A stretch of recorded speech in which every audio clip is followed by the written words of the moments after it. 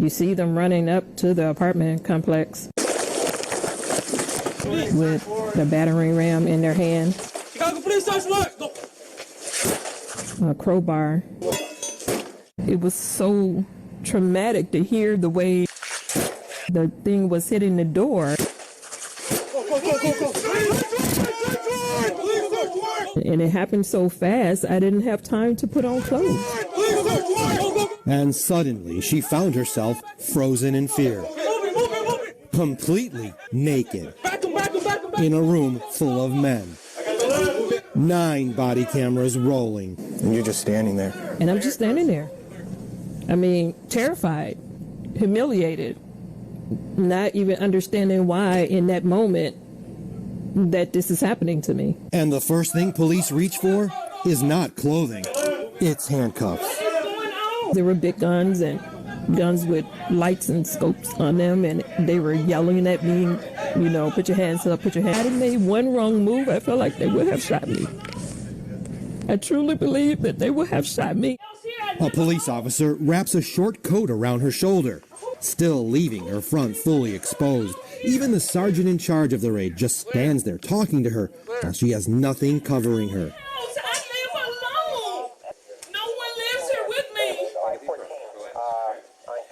You're telling me to relax something you guys are just... My name is Anjanette Young. What is going on? Then she gets a blanket. They just threw something over me.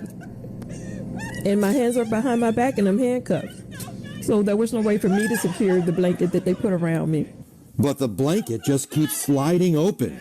More humiliation. You need to tell me what you're looking for. What are you looking for? You can see how some officers just stand there until this one, wearing a mask, sees what's happening. Cannot be right. How is this legal? Listen how she repeatedly tells the raid team they were in the wrong place.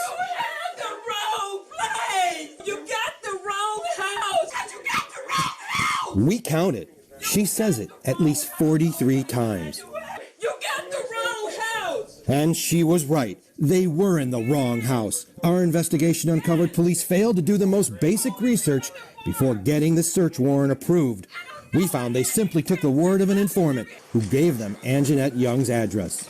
The informant claimed a 23-year-old man who was a known felon had a gun and ammo inside. I don't know who that person is. I've been living here for 4 years and nobody lives here but me. Okay, you don't have to shout. I don't have to shout. This is ridiculous. You got me in handcuffs. I'm naked. You kicked my house in. And I keep telling you, you got the wrong place. Then, during the raid, something happens. Watch as 2 of the officers go to their squad car and begin reviewing their notes about the warrant. CPD would not comment on what you're about to hear the officers saying a few minutes later. It wasn't initially approved or some crap. What does that mean? I have no idea, because, I mean, they told him it was approved, and then I guess that person messed up on their end. You is wrong. I'm asking you to let me call somebody. I'm asking you to let me put some clothes on. I will sit here and let you do whatever you need to do. But let me call somebody, let me call an attorney, because I'm telling you this is wrong. I have nothing to do with whoever this person is you're looking for. I think Screw Up was being too kind, because ultimately this is a constitutional rights issue. Keenan Salter is Anjanette Young's attorney and is suing the police department. If this had been a young woman in Lincoln Park by herself in her home, naked, a young white woman, let's just be frank, if the reaction would have been the same. I don't think it would have been. I think they would have saw that woman, rightfully so, as someone who was vulnerable, someone who deserved protection, someone who deserved to have their dignity maintained. They viewed Ms. Young as less than human. Can I please call somebody?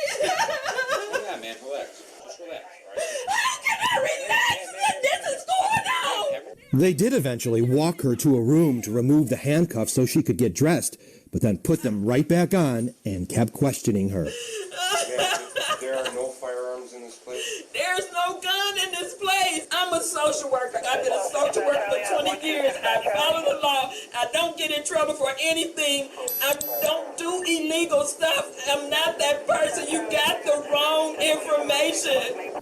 At this point, the sergeant in charge of the raid tells the officer who got the warrant to step outside. Let's go talk outside. But you won't hear it because once outside, the body camera is shut off. Back inside Anjanette's home, another officer finally uncuffs her. She had been bound for 20 minutes.